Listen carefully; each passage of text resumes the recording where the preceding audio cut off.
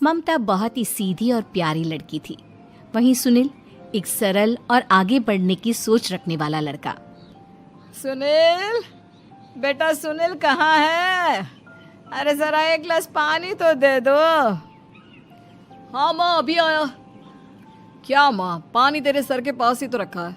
क्या हो गया है, तबीयत खराब है क्या? अरे नहीं नहीं, वो उठने का मन ही नहीं कर रहा था तो देखा ही नहीं। वैसे क्या कर रहा है? यहाँ बैठ ना मेरे पास। माँ पढ़ रहा था। वो क्या है ना, नौकरी में तो वक्त नहीं मिलता, अब ऑफिस से घर आकर ही तो वक्त मिलता है। अच्छा अच्छा ठीक है, पढ़ ले जा बेटा। सुनील पढ़ लिख कर और आगे बढ़ना चाहता था, लेकिन माँ की तबीयत खराब देखकर सोचता है कि शादी ही कर ले। कब तक माँ का ख्याल वो अकेले रख पाएगा।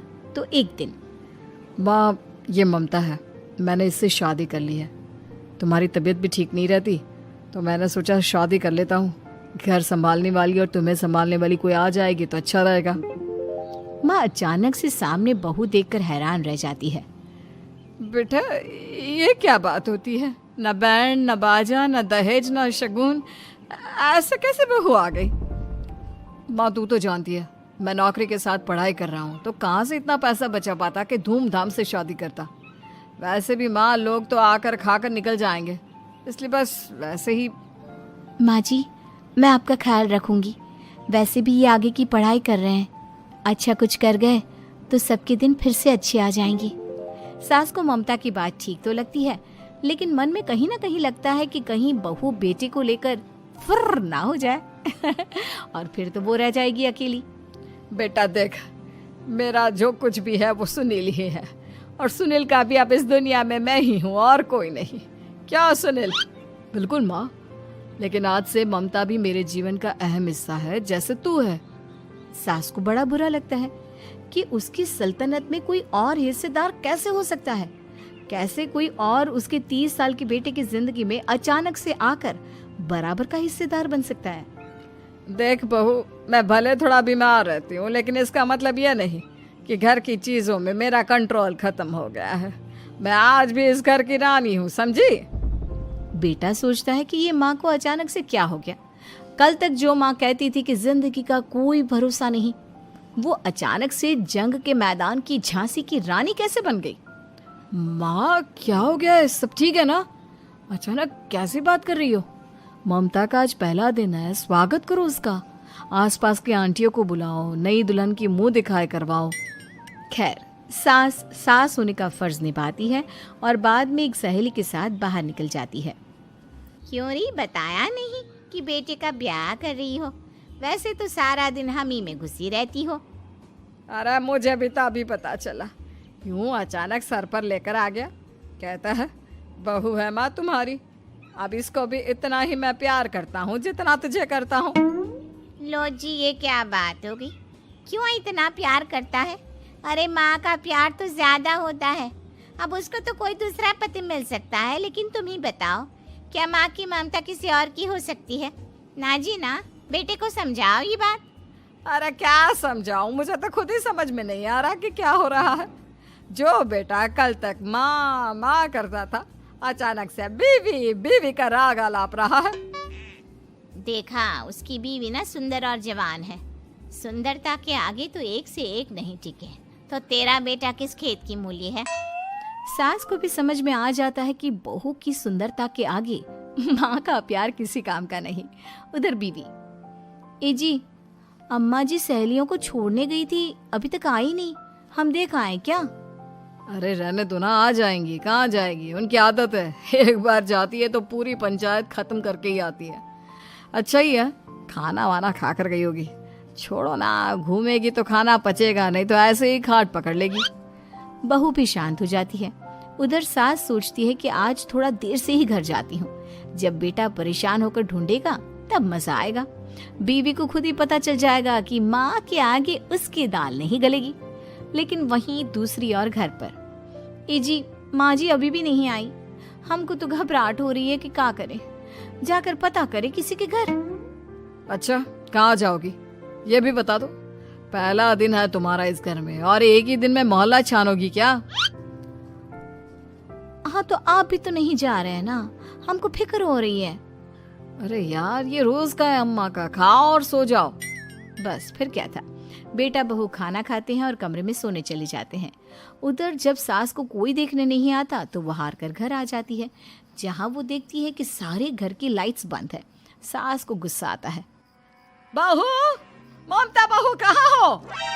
लेकिन सारे दिन की थकी बहू को ऐसी नींद आती है जैसे किसी ने भांग की गोली खिला दी हो। वो तो नहीं उठती। उठकर आ जाता है बेटा। अरे क्या बात है अम्मा, काहे चिल्ला रही हो? अरे सो जाओ ना, सुबह की थकी है बहू, वो सो रही है। जोर से बोलोगी तो नींद खुल जाएगी उसकी। माँ को गुस्सा आ जाता है। फिलहाल तो सो जाती है, लेकिन मन ही मन ढेर सारा जहर बहू के लिए भरा होता है। सुबह बहू चाय बना रही होती है कि सास धीरे से गैस तेज कर देती है, जिससे चाय का बर्तन जल जाता है। और जैसे ही बहू चाय का बर्तन उठाती है, उसका हाथ जल जाता है। मेरा हाथ जल गया। वो जोर जोर से चिल्लाकर इधर उधर भागती है कि सास थोड़ी देर में उसके हाथ में पानी डाल देती है। हाय रे बहू, क्या कर रही हो? पहली बार रसोई छुई हो क्या? सासू माँ, गलती से गैस तेज रह गई थी और बर्तन जल गया, जिससे मेरा हाथ जल गया। हाय रे, कितना गंदा दाग। छी छी छी छी, मुझे तो उल्टी आ रही है तेरा गला हुआ मांस देखकर। तू ना मुझे अभी साथ से खाना मत लगाना। बहू भी खुद का हाथ देखती है तो उसे भी रोना आ जाता है। कुछ दिनों के बाद सास की सहेली आती है। बहू चाय बनाकर लाती है। उसके जाने के बाद सहेली कहती है, बहू की सुंदरता ऐसी है कि कोई भी दीवाना हो जाए। वैसे तेरे बेटे का क्या हाल है? अरे वैसा ही है, बहू के पीछे लट्टू। क्या करूं, कुछ समझ में नहीं आ रहा। मैंने तो बहू के चेहरे पर दिवाली के पटाखे की चक्री फेंक दी, उसका पूरा चेहरा जल गया। अब देखो ना रही सुंदरता, और ना ही अब मेरा बेटा उसे पूछता है। अरे अब तो वो उसे छोड़कर दूसरी भी देखने को बोल गया है मुझे। बहू सारी बात सुन रही होती है। आंटी, एक बात बताइए, क्या भरोसा है कि दूसरी सही आए और आपके अनुसार रहे? देखिए आंटी, मेरी सासू माँ को गलत बात सिखाने की जरूरत नहीं है। हमारा परिवार साथ में खुशी से रह रहा है। देख बहू, मेरी सहेली की बेइज्जती ना कर, वही अच्छा रहेगा तेरे लिए, समझी?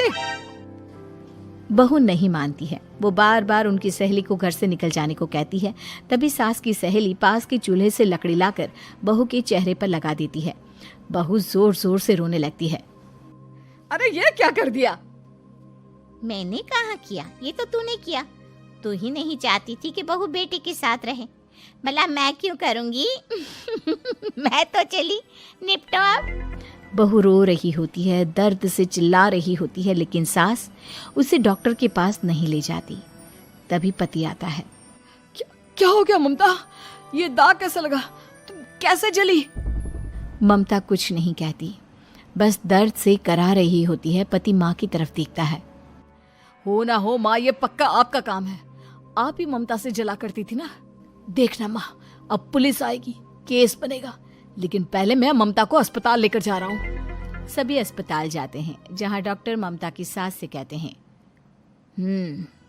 आपने तो नहीं जलाया ना बहू को? अब ममता की सास के तो पसीने छूट रहे होते हैं। वो घबरा कर कहती है, ना ना डॉक्टर साहब, कैसी बात करते हैं? हम क्या जलाएंगे अपनी बहू को? डॉक्टर ममता के पति से पूछते हैं। देखिए, क्योंकि ये ससुराल में जली है तो मामला पुलिस का बनता है, तो आप पहले पुलिस को बुलाइए, तभी इलाज पूरा होगा। सास डर जाती है कि अब तो बच्ची जिंदगी जेल में ही रहना होगा। रहने दीजिए ना, पुलिस को क्यों बुलाना? सारी हंसी खत्म हो जाएगी जब पुलिस के डंडे पड़ेंगे। बहू को जलाना भले ही बहुत आसान हो, लेकिन उसके बाद सारी जिंदगी जेल की हवा खाना। सास डर जाती है। पुलिस आती है। पास लेटी दर्द से करा रही ममता स्टेटमेंट देती है। तो क्या हुआ था? कैसे जली आप? ममता पास खड़ी सास को देखती है। बेटी बताओ, कैसे जल गई तुम? ओए, काका का किरण वाली शाहरुख, चुप, बिल्कुल चुप। सास चुप। सभी इंतजार करते हैं कि ममता क्या बोलेगी। जी, मैं खाना बना रही थी, लकड़ी उड़कर मेरे ऊपर गिर गई और मैं जल गई। सास बहू की बात सुनकर रोने लगती है। देखा माँ, कितनी समझदार है ममता। ये चाहती तो, हाँ बेटा, ये चाहती तो मैं आज जेल में होती। मुझे माफ कर दे, मैं आगे से अभी कभी ऐसा नहीं करूंगी। बहू के साथ मिलकर रहूंगी, मुझे माफ कर दे।